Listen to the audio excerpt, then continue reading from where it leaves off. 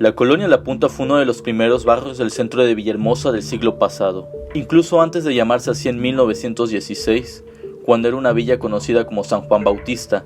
Ya en sus calles transitaban historias estremecedoras.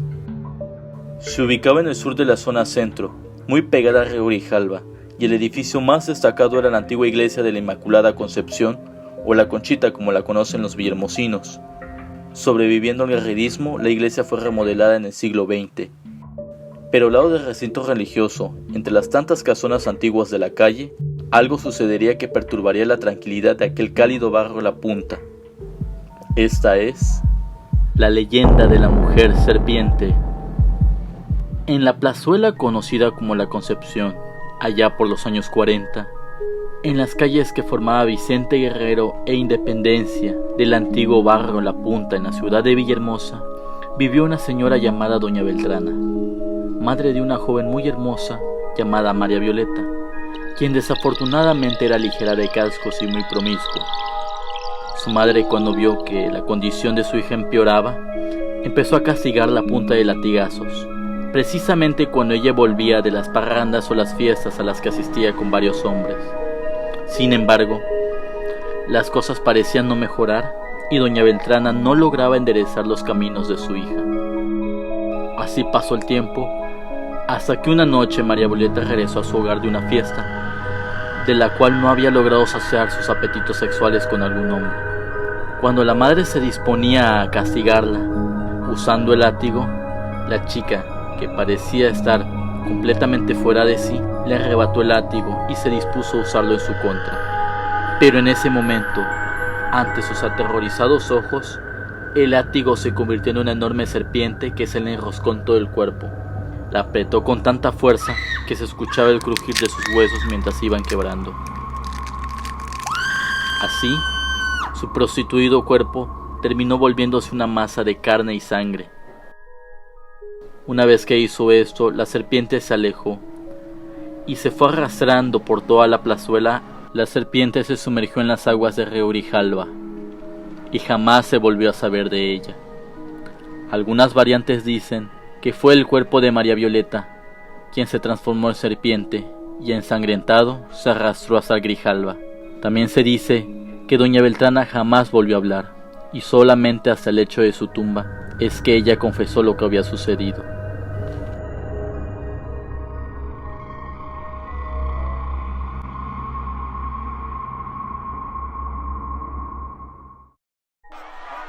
Después del periodo de crisis política y con la llegada del gobierno de Tomás Herrero Canaval, varios edificios religiosos fueron demolidos o quemados, o convertidos en escuelas racionalistas. A esto se sumó la ley seca, una ley que prohibía el alcohol como bebida y su distribución. Para 1940, el periodo había cambiado. Terminando el guerrerismo en los 30, la ciudad empezaba a extenderse con nuevas colonias, y el panorama festivo impregnaba las calles por las noches con bulla y exceso. Entre todas esas almas ebrias y nocturnas estaba María Violeta, una joven probablemente para la época de entre 15 y 20 años. La chica, muy atractiva, era una seductora tremenda que lograba conquistar el apetito sexual de varios hombres. Al no estar casada, también representaba lo inmoral para las mujeres ejemplares de aquel entonces. Pero María Violeta, en su afición al sexo, ocultaba algo más oscuro y triste, una sensación de vacío que la orillaba más a los excesos y la locura. Su madre, una mujer probablemente viuda y católica, esperaba aquellas noches llenas de coraje y vergüenza a su corrompida hija, armada con un látigo, y en medio de la oscuridad probablemente se autolesionara, como algún tipo de penitencia demente para buscar el perdón de Dios por no lograr controlar a su hija. Viviendo en un barrio con vecinos muy devotos y respetables, la presión moral caía sobre ella. Su esposo, quien fuera ganadero, razón por la cual obtuvo el látigo, le había dejado una buena suma de dinero para vivir.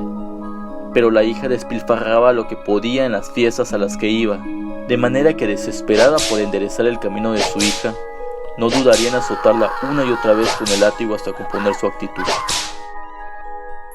No hay un dato que nos indique dónde vivieron exactamente ambas mujeres, pero sabemos que lo hicieron cerca de la plazuela La Conchita, otra manera de llamarla al atrio de la iglesia. En este mapa aéreo de Villahermosa de 1932 podemos ver la cuadra que formaban ambas calles, Vicente Herrero e Independencia. Aunque se aprecie una plaza, en realidad esta es Plaza de Armas y no corresponde a la descripción de la leyenda. Pero entre esas dos calles también se encuadra el atrio de la iglesia, convirtiéndolo en una especie de plaza. Doña Beltrano y su hija vivieron probablemente sobre la calle Vicente Herrero, a un costado de la iglesia. Hoy, una casa de estilo moderno se levanta sobre el lugar. La noche en que murió María Violeta, falleció en circunstancias extrañas. Fue asesinada por una serpiente monstruosa que le destrozó el cuerpo, según lo que contó su madre tiempo después. ¿Esto tiene alguna explicación acaso? Lo sucedido con el látigo al transformarse en serpiente se conoce como transmutación. Dentro de la alquimia se refiere a cambiar totalmente el núcleo de un objeto para convertirlo en otro distinto. En este caso, convertir un látigo en una aterradora serpiente. Dentro de la ciencia física, la transmutación es posible utilizando una gran cantidad de energía similar a la que surge de la explosión de una estrella como el Sol.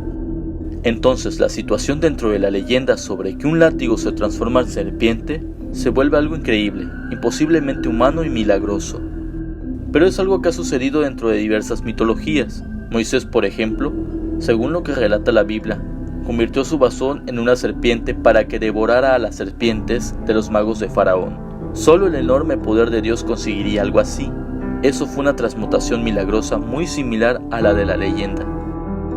Suponiendo que se trate de una transmutación, el resultado fue una serpiente asesina y violenta, con una fuerza que es capaz de destruir el cuerpo de un ser humano joven. Sabemos que, dado el caso, no se trata de una serpiente común y corriente. Las leyendas de Tabasco tienen una gran cantidad de información sobre serpientes, pero buscamos una en concreto, la que mató a María Violeta. El papel de la serpiente en las leyendas es muy extenso, entonces voy a tratar de sintetizar la mayor parte de la información y no hablar de todas las serpientes que hay, específicamente las que están más cerca de la leyenda, porque es que son muchas. Para conocer más, nos apoyaremos del libro Relatos y Leyendas Chontales de Tabasco. Apoyándonos del libro, podemos conocer, por ejemplo, que en la zona de Tamultés se habla de una serpiente muy similar a las boas. Las boas son animales constrictos, o sea, eso quiere decir que matan a su presa royendo su cuerpo, la aplastan con su fuerza y cuando le quiebran los huesos, la engullen.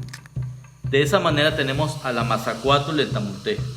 Mazacuatl viene del náhuatl y quiere decir serpiente venado.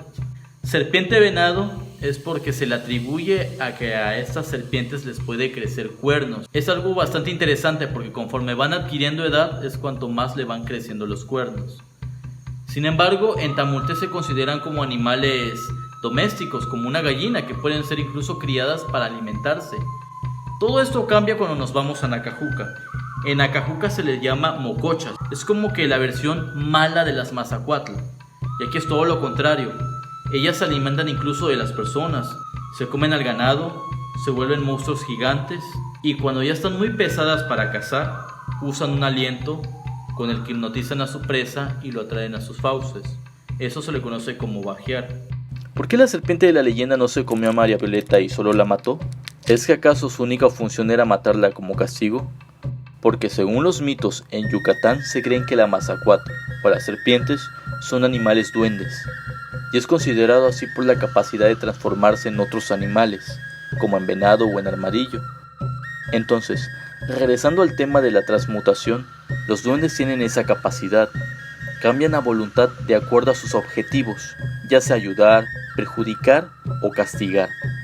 Pueden hacerse pasar por animales, plantas, objetos u otras personas si así lo desean. ¿Es posible que el asesino de María Violeta fuera un duende?